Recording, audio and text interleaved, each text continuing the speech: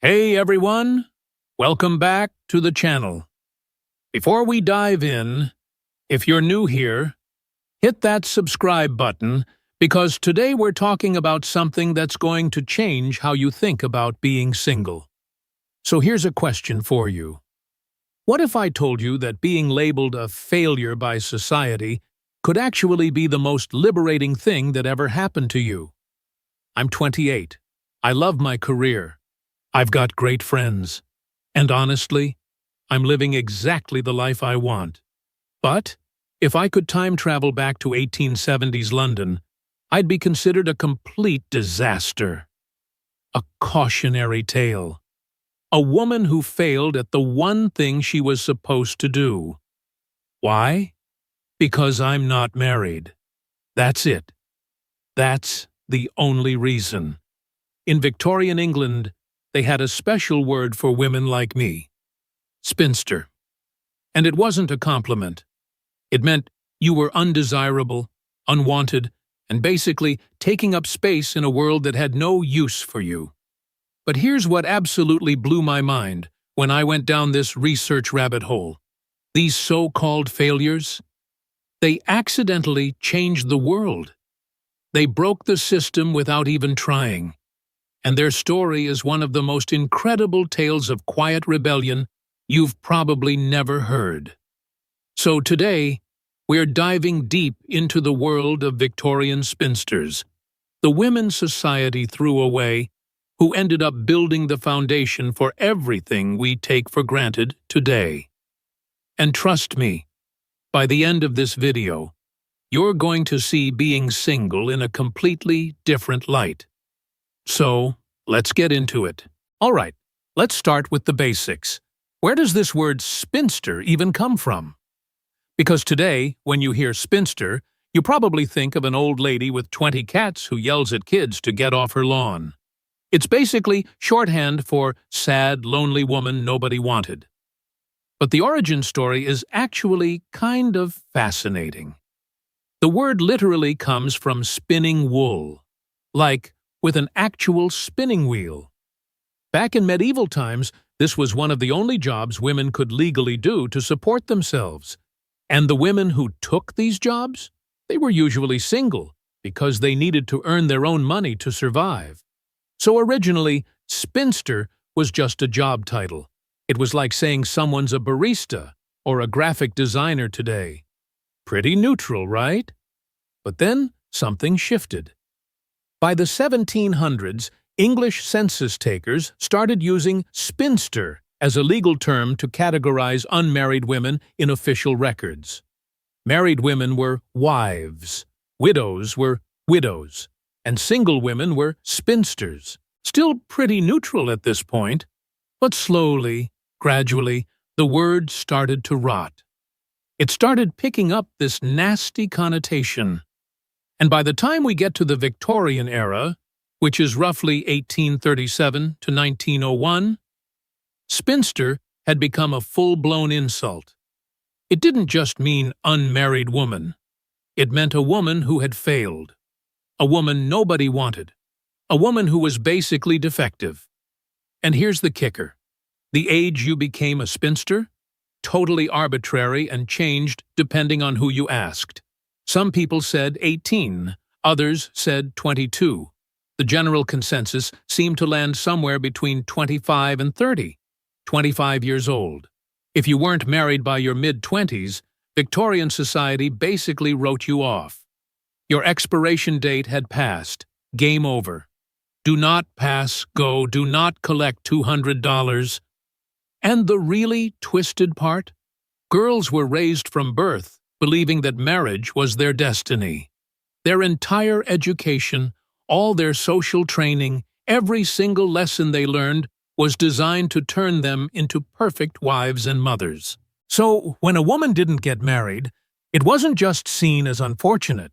It was seen as a personal moral failure. Like she had one job and she couldn't even do that right. Pretty messed up, right? But here's where it gets interesting. So picture this.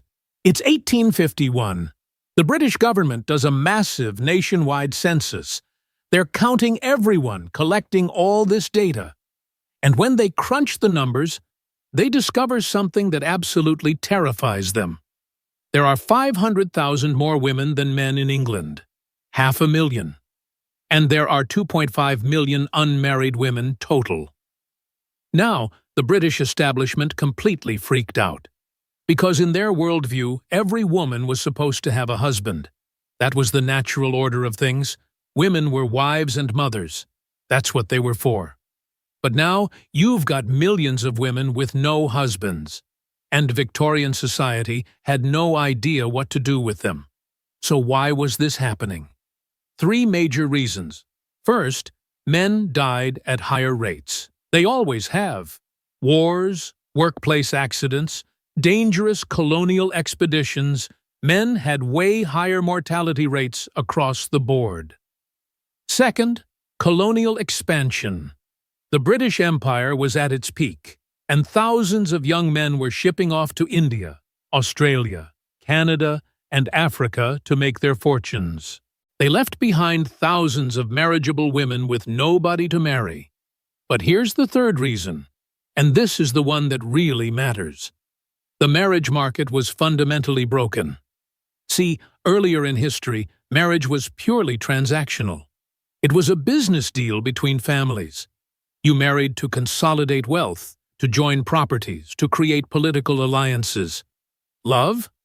That was a nice bonus if it happened, but it wasn't the point. But by the Victorian era, something had changed. Romanticism was everywhere. People started believing that marriage should be based on love, that you should marry your soulmate, that feelings mattered. Sounds progressive, right? In some ways it was. But it also created this massive contradiction. Because at the exact same time society was telling women to marry for love, women had almost zero legal rights within marriage. When you got married, everything you owned became your husband's legal property. Your money, your inheritance, your possessions, all his. You couldn't vote. You couldn't easily get divorced. You had no legal autonomy. You were essentially your husband's property. So now young women were being told, follow your heart, marry for love, find your Prince Charming. But they were also being told, oh, and by the way, once you sign that marriage certificate, your entire life depends on whether your husband turns out to be a decent human being or an abusive nightmare. Choose wisely. Suddenly, women started getting really picky. They started thinking, okay, if I'm going to give up literally all my rights and freedoms, this had better be for someone absolutely extraordinary. Someone who loves me, respects me, can financially support me, and won't treat me like garbage. That's a pretty high bar. And if they couldn't find that perfect person, a lot of women decided they'd rather just stay single. Better to be alone and free than married and miserable. And this is where we get one of my absolute favorite historical documents. In 1889, a British magazine called Titbits, yes, that was actually the name, published a special edition where they asked unmarried women a simple question. Why did you choose to become a spinster? And the responses they got? Pure, savage, gold. These women were not playing around. One woman wrote, right now I'm just a dairymaid. If I got married, I'd be a wife, a mother, a nurse, a housekeeper, a chambermaid, a seamstress, a dairymaid, and basically a servant to everyone in the house. Why would I sign up for 7 jobs when I'm perfectly happy with 1? Another woman said, because I have other career options available to me where the hours are shorter. The work is more enjoyable, and honestly, the pay is probably better than being an unpaid wife. One woman compared marriage to grabbing an electric wire. Once you touch it, you can't let go no matter how much it hurts. But my absolute favorite response came from a woman who said, and I'm paraphrasing here because Victorian English is wordy. She said, I don't need to add to my collection of pets. I find men less obedient than dogs. less affectionate than cats, and less entertaining than monkeys. I mean, damn. Can we just appreciate how absolutely savage that is? These women weren't sitting at home crying into their tea because no man wanted them. They were making calculated, intelligent decisions about their own lives. They were looking at marriage, doing the cost-benefit analysis, and going, yeah, no thanks, I'm good. They were choosing freedom over security, independence over social approval. And Victorian society? Victorian society absolutely lost its mind. Because these women were supposed to be desperate. They were supposed to be grateful for any husband they could get. They were supposed to see marriage as their only salvation. Instead, they were rejecting the entire system. And that was terrifying to the men in power. Which brings us to one of the most bizarre moral panics in Victorian history. In 1869, a British essayist named William Rathbone Gregg published a 40-page essay with the absolutely wild title, Why Are Women Redundant? Redundant, as in extra, surplus, unnecessary. In this essay, Gregg basically had a complete meltdown about all these unmarried women. He called them superfluous women, women who were taking up space and resources but serving no useful purpose. He said that women who chose to remain single must have unwholesome preferences, that their hearts must be unusually cold, that there was something fundamentally wrong with them. And then he proposed his solution. Are you ready for this? Ship them all to the colonies. I'm not kidding. His actual plan was to round up hundreds of thousands of single British women and send them across the ocean to Canada, Australia, and other British territories to become wives for lonely settlers. He genuinely thought this was a good idea. Now, there were several obvious problems with this plan. Problem 1. How exactly do you force hundreds of thousands of middle and upper-class women onto ships against their will? These weren't criminals. Many of them had families, property, and established lives. Problem 2. The logistics alone would be insane. The cost, the organization, the sheer audacity of trying to relocate that many people. But problem 3 is the big one. These women didn't want to be wives. That was the entire point. They had actively chosen to stay single. Fortunately, not everyone agreed with Gregg's insane proposal.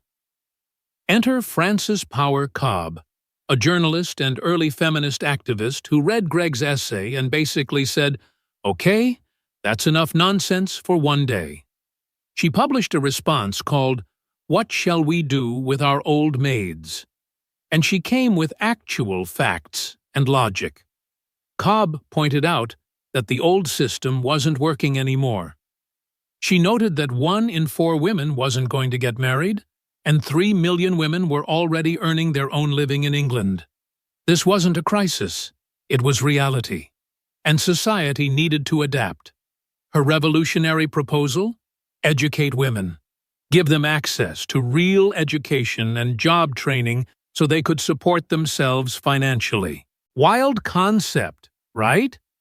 This debate was part of a bigger conversation happening at the time called the woman question, which was basically Victorian society collectively freaking out about women's roles in society.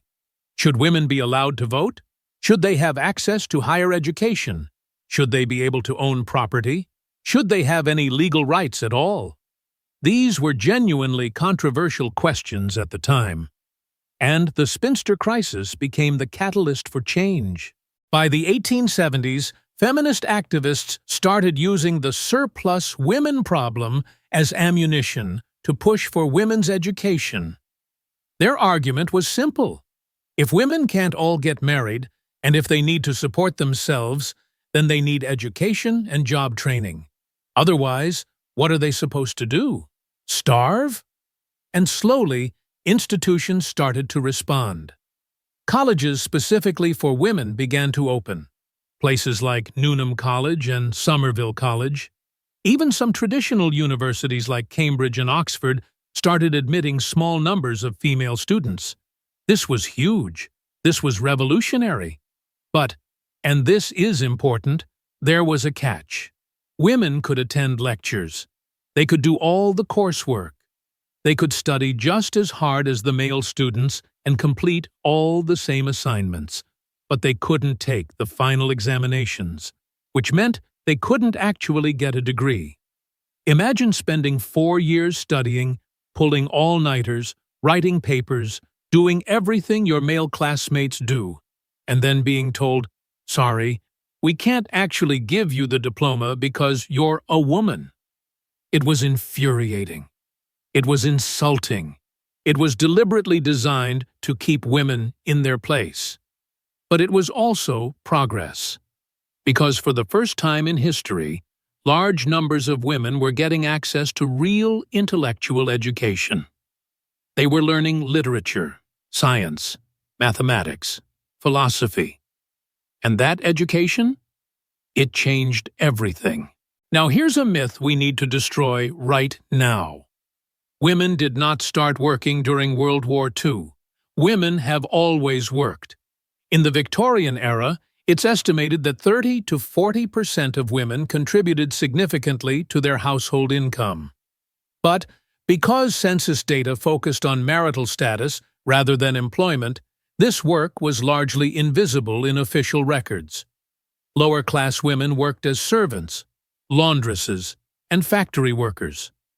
Married women helped run family farms and shops. Educated women became governesses and school teachers. But starting in the 1850s, something interesting happened. Female employment rates actually increased, reaching levels that wouldn't be seen again until after World War II. And suddenly, new careers started opening up. Textile work, spinning, weaving, hat-making. These jobs didn't pay great, and the conditions were often brutal, but they were available.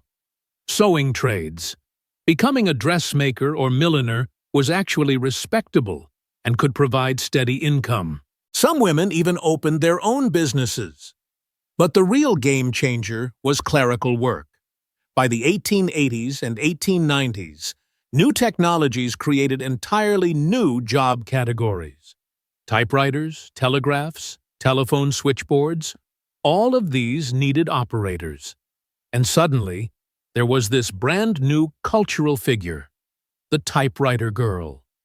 She was educated, fashionable, financially independent. She lived in the city, worked in an office, earned her own money. She represented modernity, progress, the future. Magazines wrote about her, novels featured her. She became a whole archetype. Think of her as the Victorian equivalent of the girl boss, except with actual job skills. Now, let's be clear. It wasn't easy. Women earned significantly less than men, sometimes only half as much for the same work. They faced constant discrimination and harassment. Male-dominated fields like medicine and law were nearly impossible to break into. But still, the door was open, just a crack. But it was open. And these spinsters, they walked right through. So here's the thing about the Victorian spinsters that I think gets lost in history. They weren't trying to be revolutionaries. Most of them didn't set out to change society, or break barriers, or fight the system. They just wanted to live their lives. They wanted the right to choose. They wanted to not be trapped in a bad marriage with no way out. That's it. That's all they wanted.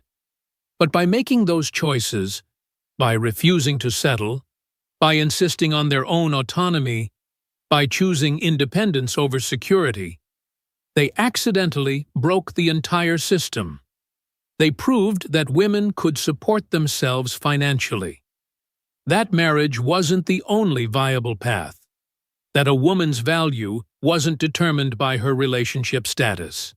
And every single right that women have today, we can trace it back to these women, The women who fought for education in the 1870s, they paved the way for women to attend universities and graduate schools today.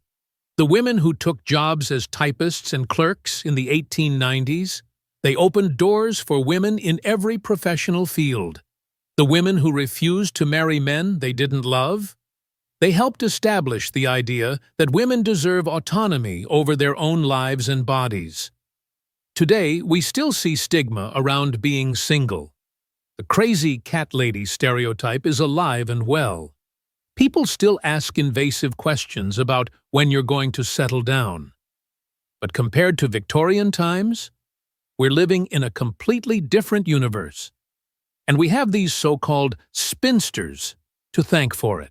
So the next time someone tries to make you feel bad for being single, for focusing on your career, for not following the traditional life script, remember the Victorian spinsters. Remember the women who were called redundant and superfluous and failures, but who changed the entire world anyway. Because they weren't failures. They were free, and that terrified everyone. All right, that's it for today's video. If you enjoyed this deep dive into history, do me a favor and hit that like button. It really helps the algorithm show this video to more people. And if you're not already subscribed, what are you waiting for? We do videos like this every week, exploring the untold stories behind history. Click that subscribe button and turn on notifications so you never miss an upload. Also, drop a comment and let me know. Would you have been a spinster in Victorian times? Or would you have played by the rules? I'm genuinely curious. Share this video with anyone who needs a reminder that being single is not a failure. It's a choice. And sometimes, it's the most powerful choice you can make. Thanks for watching. I'll see you in the next one.